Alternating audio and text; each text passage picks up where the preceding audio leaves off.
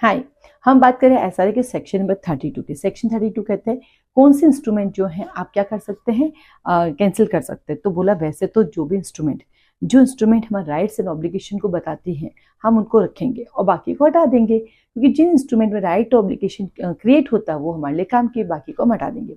Section 33 बड़ा काम का है। क्यों? सेक्शन 33 जो है वो बात करता है मौरी बीवी वर्सेस धर्मोदास घोष केस की। ऐसे कैसे हो सकता है? मौरी बीवी वर्सेस धर्मोदास घोष केस तो हम कॉन्ट्रैक्ट एक्ट में पढ़ते हैं, कॉन्ट्रैक्ट एक्ट के सेक्शन में 11 में पढ़ते हैं। फिर यहाँ कैसा है? तो मैं आपको एक चीज सिखाती हूँ, जितने भी सिविल नेचर की चीजें हैं और जहाँ कॉन्ट्रैक्ट से जुड़ी हुई है ऑटोमेटिक ही आपको मौरी बीवी वर्सेस धर्मोदास घोष लिखना है। ठीक वैसे ही जैसे AR अंतुले वर्सेस RS नायक, ये AR अंतुले वर्सेस RS नायक आपको कहाँ मिलेगा? BNSS में भी मिलेगा, ये कॉन्स्टिट्यूशन में भी मिलेगा, है ना। तो वो बाई डिफॉल्ट हर जगह होता है, वो आपको उसमें भी मिलेगा, BNS में भी मिलेगा। तो कुछ केसेस ऐसे होते हैं जो सब जगह काम आते हैं। तो सेक्शन नंबर 33 कहता है कि जहां पर हम आपका इंस्ट्रूमेंट वॉइड अवॉइडेबल डिक्लेयर करते हैं और वहां पे वो कॉन्ट्रैक्ट आपने किसी ऐसे पर्सन के साथ के जो माइनर है, तो क्या होगा? रिस्टोरेशन करेगा।